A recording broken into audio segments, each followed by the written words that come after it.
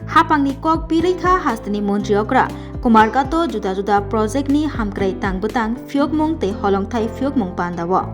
Sangrongshalo Agortolan Simi Rail Kawui Kumargato Thangshogika hastani Montri okra Professor Dr. Manik Shah Oshalo Kumargat Gitanjali Auditorium hastani Montri okra Professor Dr. Manik Shahni manjak mungbai. Jotowui kaichiba hapangni tangbutang virtual ni bisingtei fiogui rejakha. Arni bisingo kaichiba angkha fiokmong panda te Abashanamthani 6 crore 11 lakh rang sabaijaka abonokari kaiba angkha holongthai fiokmong aborokno snamthani bo 20 crore 39 lakh 77,000 rang sabaijaka o pandawo hastri Montri okra Professor Dr. Manik Shahano karibo fai manjakmani nukjaka Montri Shantona Chakma MLA Bhagavan Chandra Das Onokoti Hangkorni Hangkorfa Onokoti Hangkor Police Super Bukhastefa Khobui juda-juda tangbidikni adongrok Oshalo Hayung Tongkor Salno Ruksawi Gitanjali Auditorium Nokhlawo Bupang Busabo Kaireikha Hastani Montri okra Professor Dr. Manik Shaha Oshalo Kumargat Bukhastini Pabia Chora Bidan Sabha Te Pechartol Bidan Sabhawo holongthai fiokmong te ketal project ni bisingtei hamkrai tangbutang fiokmong panda khlai laikha arni bisingo Pechartol Primary Health Center fiogui rejakha Pechartolo Fire Service ni station fiogui rejakha te Kumargat Bukhastefa habanok bahaino fiogui rejakha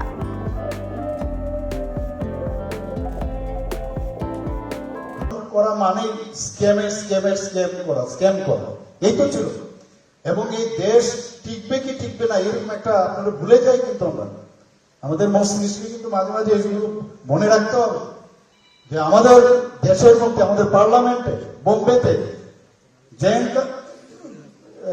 Jammu and কাশ্মীরে সব জায়গার মধ্যে আতঙ্কবাদের কি অবস্থা ছিল মাননীয় প্রধানমন্ত্রী জি আসার পর আজকে কোন জায়গায় আমরা গেছি এবং অপারেশন সিন্দুর এখানে মা ও বোনেরা আছেন প্রধানমন্ত্রীজি কি নামটা দিয়েছেন অপারেশন সিন্দুর কেউ ভাবতে পারে নামের যে কত তাৎপর্যপূর্ণ যে আমার মেয়েদের তাদের যারা বিয়ে হয়নি 7 দিন 6 দিন তারা গেছে নিরীহ যারা মেয়েরা তাদের হাজবেন্ডদের নিয়ে ওখানে গেছে তাদের কপালে সিঁদুর মুছে দিয়েছে এর জন্য অপারেশন সিঁদুর নাম দিয়েছে মাননীয় প্রধানমন্ত্রী উনি কি বলেছেন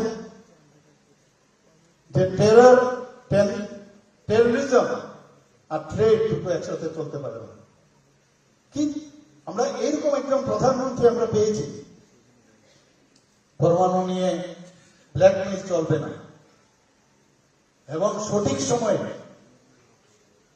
যেভাবে আক্রমণ করেছে এর আগে এয়ার স্ট্রাইক হয়েছে সার্জিক্যাল স্ট্রাইকও হয়েছে কিন্তু আমরা আগে দেখতাম শুনতাম কিছুই হতো না প্রধানমন্ত্রী যে যখনই বলছে যে টেররিজমকে নিয়ে আমরা কোন অবস্থায় আমরা জিরো টলারেন্স এবং নটা ঘাঁটি একদম প্রেসিশন ওয়েতে সেগুলিকে ধ্বংস করে দিয়েছে আমাদের এয়ারফোর্স বাহিনী একদম যেখানে যা দরকার সেগুলোকে ধ্বংস করে দিয়েছে এবং মাননীয় প্রধানমন্ত্রী নরেন্দ্র মোদী যে মানে ওনার নির্দেশে এরপর তো কি অবস্থা হয়েছে আপনারা দেখেছেন তো এই জায়গার মধ্যে আজকে একদিকে দেশকে শক্তিশালী করা আবার কি বলছেন যে আমরা পাকিস্তানের যারা সোলজার আছেন তাদের বিরুদ্ধে নয় আমরা পাকিস্তানের সাধারণ মানুষের জন্য না যারা টেররিস্ট আমাদের মেইন হচ্ছে টেররিস্টের এগেইনস্টে আমাদের কাজ করতে হবে মানবতার শত্রু হচ্ছে টেররিস্ট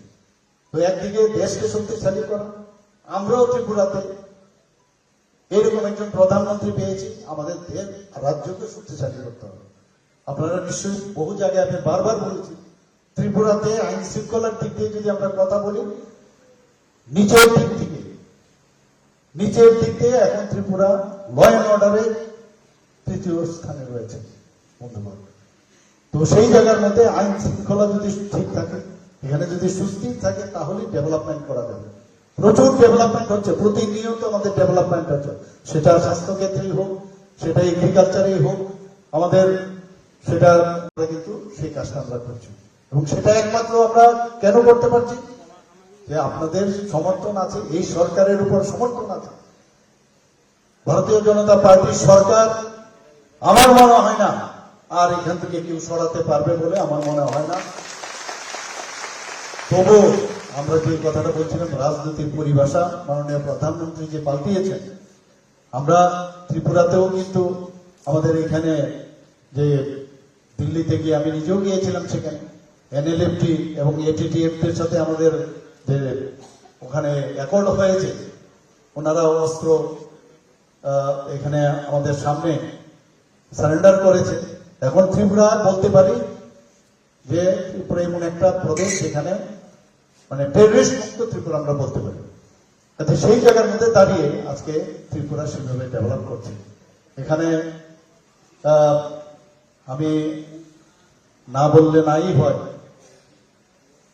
যে এখনো অনেকে চেষ্টা করছে যে এত ভালোভাবে এই সরকার চলছে, কিভাবে সরকারকে কালিমালিপ্ত করা যায় সেই চেষ্টা করছে। আমি বারবার বলছি আবার যে লিমিটেশন থাকবে সবকিছু। লিমিটের বাইরে চলে গেলে কিন্তু যা করার এই সরকার করবে এবং কোনো অবস্থায় বরদাস্ত করবে না, সেটা কিন্তু মানে আবার ওনাদের কাছে জানিয়ে দিচ্ছে। চালাকি এবং চতুরতার মাধ্যমে রাজনীতি গেছে, এতদিন ধরে অভ্যেস হয়ে গেছে। আমরা চাই সবাইকে নিয়ে চলতে, কিন্তু কেউ যদি না চলতে চায় করবোটা কি? কেউ যদি না চলতে চায় করবোটা কি? এবং এই রাজনীতি, চোখ টিপ দেওয়ার রাজনীতি এবং গায়ের জোরের রাজনীতি, এগুলো চলবে না, কোনো অবস্থা মানা যাবে না। আজকে যখন আমি আসছিলাম ট্রেনে, আমাকে একজন সাংবাদিক আমাকে জিজ্ঞেস করছেন যে আপনি এত সিম্পলিসিটি কিভাবে, এত মানে কিভাবে সিম্পল থাকেন, এত সিম্পলিসিটি কেন? আমি বললাম আমরা তো সব মানুষ সাধারণ সিম্পল, আমরা বেসিক্যালি তো সাধারণ মানুষ। অসাধারণ হওয়ার দরকার নেই, সাধারণ থাকলেই ভালো, ডাউন টু আর্থ থাকলেই ভালো। তাহলে সাধারণ মানুষের সাথে আমাদের যে সূত্রটা সেটা থাকবে। মানুষ আমাদের সাথে আছে, মানুষের সাথে আমাদের থাকতে হবে। সময়ের কারণে হয়তো আমরা মাঝে মাঝে অনেক সময় দূরত্ব চলে আসে, সেটা থেকে দূর থাকতে গেলে সাধারণ থাকলেই ভালো, অসাধারণ হওয়ার দরকার নেই। কিন্তু এর অর্থই না যে সিম্পলিসিটি আছে, সিম্পল বলে যে যা কিছু বলবে আর সেটা মেনে নেব, সেটাও অন্তত ভারতীয় জনতা পার্টির সরকার কোনো অবস্থায় সেটা মানবে না। এবং আগামী দিন যেখানে যা দরকার কঠোরভাবে তার মোকাবিলা করা হবে।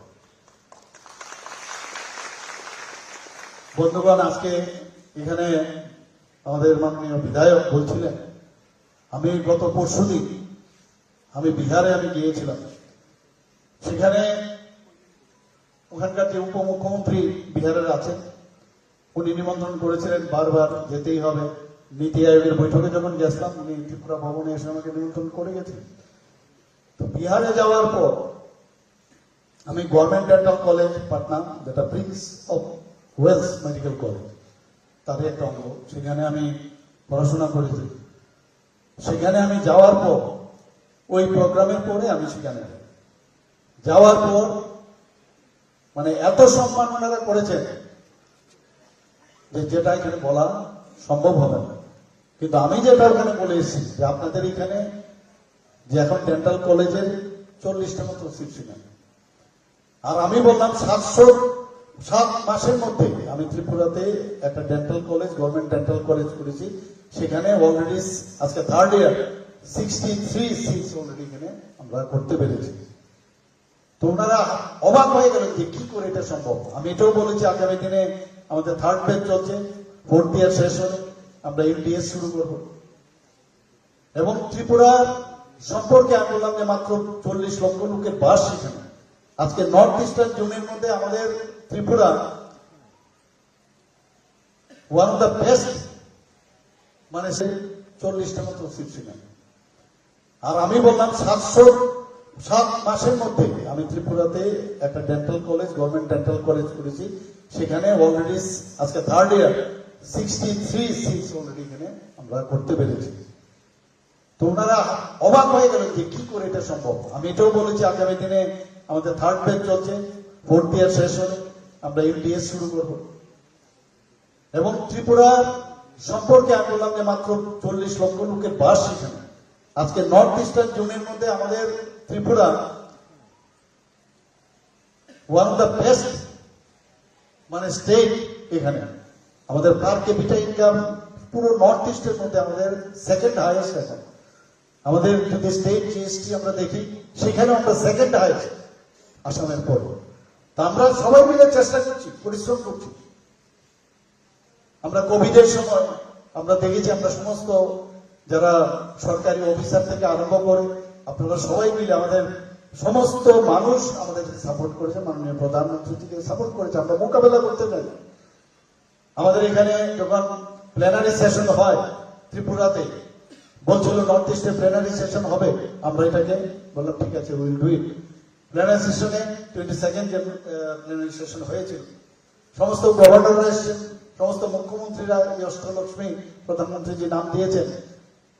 যখন আমরা সেটা করলাম, আমার মনে আছে গভর্নর সাহেব কয়েকজন বললেন যে এখন থেকে যেন ত্রিপুরাতেই এই প্ল্যানারি সেশন আগের বারও যেন হয়। অর্থাৎ আমরা এত সুন্দরভাবে সেটা করতে পেরেছি। আর আতিথেয়তা তো আমাদের সবাই জানেন যে আমরা কিরকম আতিথেয়তা করি, এটা আমাদের ইনবর্ন ক্যারেক্টার।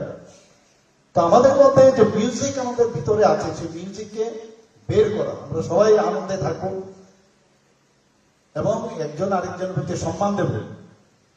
কিন্তু কেউ যদি অসম্মান করে, তারও একটা লিমিটেশন থাকবে, তাহলে তার প্রত্যুত্তরে যা করা হয় সেটা পাকিস্তানের বেলায় মাননীয় প্রধানমন্ত্রী যেটা দেখিয়েছে, আমরাও কিন্তু কোনো অবস্থায় সেভাবে ছাড়তে পারি না।